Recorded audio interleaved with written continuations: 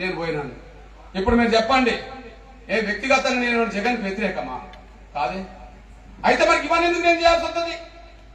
కానీ ఇప్పుడు అడుగుతున్నది ఏంటంటే, ఇప్పుడు ఆంధ్రప్రదేశ్ గవర్నమెంట్ కేసు సుప్రీంకోర్టులో విచారణ జరగబోతుంది. తెలంగాణ గవర్నమెంట్ ఇన్వాల్వ్ అవుతామని చెప్పేసింది. మన మాది ఎమ్మెల్యేలపై కలిసిండ్రు, మీరు చూశారు. మన మంత్రిపై రేవంత్ రెడ్డిని కలిసి చూశారు. వాళ్ళు అడ్వకేట్ జనరల్ పంపుతా అన్నాడు, అఫిడవిట్ పంపుతా అన్నారు, అనుకూలంగా మాట్లాడించడానికి ప్రయత్నం చేస్తా అన్నారు. వాళ్ళు అక్కడ చేస్తాను. ఉమ్మడి ఆంధ్రప్రదేశ్ నుంచి విడపడదే తెలంగాణ. ఇది తెలంగాణ కేసు కాదు, ఆంధ్రప్రదేశ్ కేసు. ఇది ఆంధ్రప్రదేశ్ కేసు విషయంలో విచారణ జరుగుతున్నప్పుడు ఆంధ్రప్రదేశ్ ప్రభుత్వం లాయర్ని పెట్టాలి. నేను మొన్న వచ్చి ప్రకటన చేశానా లేదా? జగన్ రెడ్డి గారిని కలవడానికి నాకు అపాయింట్మెంట్ కావాలని చెప్పి మన ఎంపీల దగ్గరికి పోయిందా లేదా? మన సురేష్ మనోడు కలిసిందా లేదా? మన మంత్రిని కలిసిందా లేదా? సురేష్ పోనీ మన ఇంకో మంత్రి హోంమంత్రిని కలిసిందా లేదా? మన ఎమ్మెల్యేని మనోళ్ళు కలిసిందా లేదా? మన ఎమ్మెల్సీని కలిసిందా లేదా? మన వాళ్ళందరూ కలిసినే ఉన్నారు. నేను ప్రకటన చేశాను, నేను వచ్చి జగన్ రెడ్డి గారిని కలుస్తాను అని. కలవడానికి మీరు కలిపియండి అని చెప్పి మన వాళ్ళందరినీ మన వాళ్ళ దగ్గరికి పంపాను. ఆయన కలవడానికి అపాయింట్మెంట్ ఇవ్వడు, వీళ్ళు కలిపే ప్రయత్నం వీళ్ళు గట్టిగా చేయరు.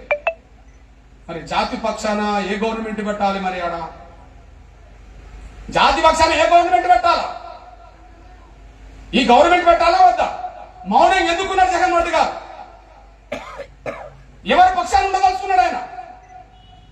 న్యాయం పక్షాన్ని ఉండదలుచుకుంటే వర్గీకరణ సమర్థించాలి కదా. అంతకుముందు వాళ్ళ తండ్రి సమర్థించింది కదా, వాళ్ళ తండ్రి అసెంబ్లీ తీర్మానం చేసిండు కదా, మన మీటింగ్ రమ్మంటే విజయవాడ వచ్చింది కదా, ఆయన ఉషా మీద కమిషన్ ఇచ్చిండు కదా, కమిషన్ రిపోర్ట్ అనుకూలంగా వచ్చినాక పార్లమెంట్ లో బిల్లు పెట్టమని మాట్లాడిండు కదా, సుప్రీంకోర్టులో మన తరఫున లాయర్ని పెట్టిండు కదా. ఆయన కొడుకు జగన్ రెడ్డి గారికి ఆ పాత్ర లేదా, బాధ్యత లేదా? కీలకమైన యుద్ధం జరుగుతుంది కదా, ఈ యుద్ధంలో మన తరఫున లాయర్ని పెట్టకపోతే ఎవరు పెట్టాలి? అసలు గవర్నమెంట్ స్టాండ్ అయింది, ఈ జగన్ రెడ్డి గారి గవర్నమెంట్ స్టాండ్ అయింది. ఆయన కొన్ని రకాల కష్టాలు బాధలు ఉన్నప్పుడు ఒక వినతిపత్రం ఇచ్చిపోవడానికి నాకు అపాయింట్మెంట్ ఇవ్వచ్చు.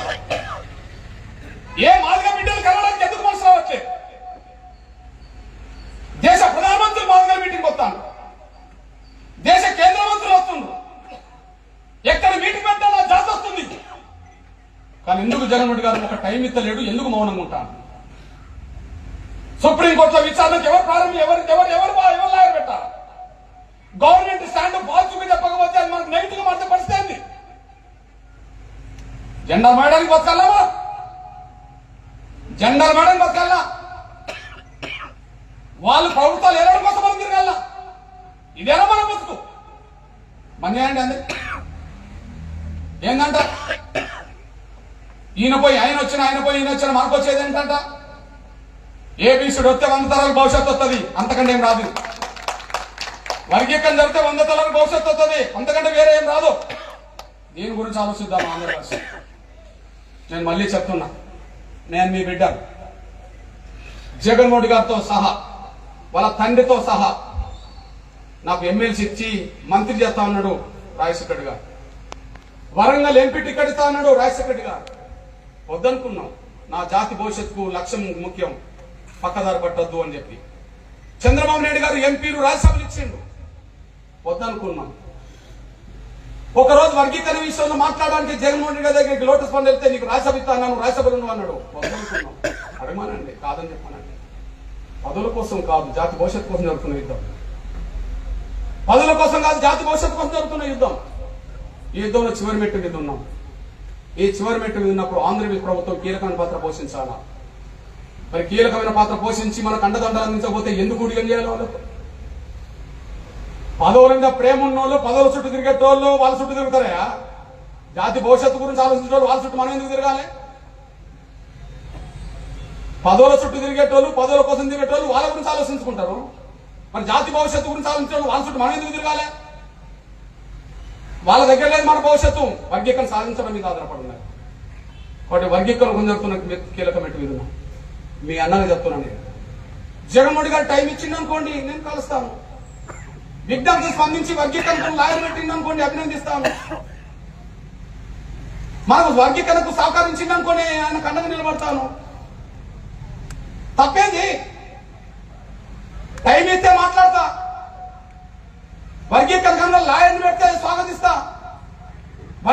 విజయంలో ఆయన పాత్ర పోషిస్తే గర్వపడతా, మన సహకారం కోరితే అండగా నిలబడతా. నాకేంటి రాజకీయాలు నాకు ముఖ్యం కాదు, జాతి భవిష్యత్తు ముఖ్యం. కానీ టైం ఇవ్వకపోయినా, వర్గీకరణకు అనుకూలంగా లాయర్ పెట్టకపోయినా, వర్గీకరణకు అనుకూలంగా బహిరంగ రాకపోయినా జగన్మోహన్ రెడ్డి గారి ఓటమి కూడా మాదిగల కారణం అవుతారు భవిష్యత్తులో. మాదిగ జాతి భవిష్యత్తును పనంగా పెట్టుకొని జగన్ రెడ్డి గారిని పరిపాలించాలనుకోవాలన్నా మనం? మన డ్యూటీ అదే రెడ్డోలే డ్యూటీ కావచ్చు. అది సరిగా రెడ్డోలే డ్యూటీ చేస్తలేరు, మాదిగోలు ఎందుకు చేయాలి? రెడ్డోలే సరిగా డ్యూటీ చేస్తలేరు, మాదిగోలు ఎందుకు చేయాలి? మన డ్యూటీ ఏం కాదు కదా. మన డ్యూటీ జాతి బిడ్డల భవిష్యత్తు, మన డ్యూటీ వర్గీకరణ సాధించడం. ఆ సాధించే పోరాటంలో మనం అందరం కలిసి భాగస్వాములు కావడం, ఎవరు ఏం చేస్తున్నారు అనే విషయం ఎప్పటికప్పుడు అప్రమత్తంగా ఉండడం జాతి చేయాలి. కాబట్టి నేను ఢిల్లీకి వెళ్తాను. మన వాళ్ళు అపాయింట్మెంట్ కోసం తిరుగుతున్నాను. మన సోదరుడు సురేష్ నాకు పోతు షోలో కూడా చెప్పాడు, అన్న నేను పోతున్నా కానీ, నేను అడుగుతున్నా కానీ ఎవరు కలిసేటట్టు కనిపించలేదు వాతావరణం అని చెప్పి. ఎందుకు కలవద్దంట? చోటమోట లీడర్లందరినీ కలుపుతుంటారు కదా పిలిపించుకొని, ఇతర సంఘాల లీడర్లందరినీ పిలిపించుకొని మాట్లాడుతున్నారు కదా. ఏంది ఆయనకు నేను అండదండలు అందించడమే కదా. ఇక్కడ జాతీయ అధ్యక్షుడు నాగరాజు ఉన్నాడు కదా, ప్రకాశం జిల్లా బిడ్డే కదా, సురేష్ ఉన్నాడు కదా, గుంటూరు బిడ్డే కదా, రాష్ట్ర అధ్యక్షుడే కదా. వీళ్ళందరి అధ్యయనంలో కలవడానికి ఆయన ప్రయత్నం చేయాలి కదా. అవకాశం ఉన్నప్పుడు నేను కూడా వచ్చి కలుస్తాను. నేను అపాయింట్మెంట్ కోరాను, లేఖలు కూడా రాశాను కదా. ఎందుకు కలవకుండా పోతుండో చెప్పండి. కలిస్తే విషయం మీద మాట్లాడాల్సి వస్తుంది. విషయం మీద మాట్లాడితే మనకు అండ ఉండాల్సి వస్తుంది. కానీ ఆయన మనసులో ఎవరికో అండ ఉండాలని అనుకుంటాడు కాబట్టి మనల్ని అర్థలేడు, అంతే కదా. కలిసి మనకు అనుకూలంగా ఉంటే మనం అనుకూలంగా ఉంటాం. నాకేమీ దాపరికం లేదు, ఒకరి మీద నాకు ప్రేమ లేదు, ఒకరి మీద ద్వేషం లేదు. నా లక్ష్యం జాతి భవిష్యత్తు. భవిష్యత్తు కోసం ఏ నిర్ణయమైనా తీసుకుంటాం, మౌనంగా అయితే ఉండలేము కదా. నా లక్ష్యం జాతి భవిష్యత్తు, వర్గీకరణ సాధించడం. దానివల్ల 100 తరాలు బాగుపడతాయి. 5 ఏళ్ళు వర్గీకరణ అమలు జరిగినప్పుడే వేలాది ఉద్యోగాలు వచ్చినాయి కదా ఆనాటి కాలంలో, వేలాది చదువుకునే అవకాశాలు ఆనాటి కాలంలో. 5 ఏళ్ళు వర్గీకరణ జరిగితేనే జాతి బాగుపడ్డది కదా. మరి వర్గీకరణ పార్లమెంట్ లో అయినా సుప్రీంకోర్టులో అయినా 100 తరాలు ఉంటది కదా. అది అప్పుడు జాతి 100 తరాలు భవిష్యత్తు ఉంటది కదా. దానికోసం పోవడం జరుగుతున్న సమయంలో శత్రువును వెంటాడతాం, మిత్రుని కలిసి పనిచేస్తాం. ఇప్పుడు నేను వచ్చి కలుస్తా కదా, జగన్మోహన్ రెడ్డి గారిని కలుస్తాను, కలవకపోతే చంద్రబాబుని కలుస్తాను, పురంధేశ్వరిని కలుస్తాను, శర్మిల గారిని కలుస్తాను, పవన్ కళ్యాణ్ కూడా కలిసే ప్రయత్నం చేస్తాను, సిపిఐని కలిసే ప్రయత్నం చేస్తాను. నేను ఎవరితో కలిసే విషయం, టీం ఎవరితో కలుతుందనే విషయం పేపర్లో టీవీలో వస్తుంది కదా. అనుకూలంగా ఉన్న వాళ్ళకి అనుకూలంగా ఉంటాం, వ్యతిరేకంగా ఉన్న వాళ్ళని ఓడించే ప్రయత్నం చేస్తాం. ఇది గ్యారంటీ. అనుకూలంగా ఉండవనండి, నేను ఆయనకు అనుకూలంగా ఉంటా. గవర్నమెంట్ కు మొదటి ఛాయిస్ కదా. నేను ఇవ్వాల్సింది ఎవరికి మొదటి ఛాయిస్? ఎవరికి ఇవ్వాలి మొదటి ఛాయిస్? లాయర్ పెట్టాల్సింది ఎవరు? గవర్నమెంట్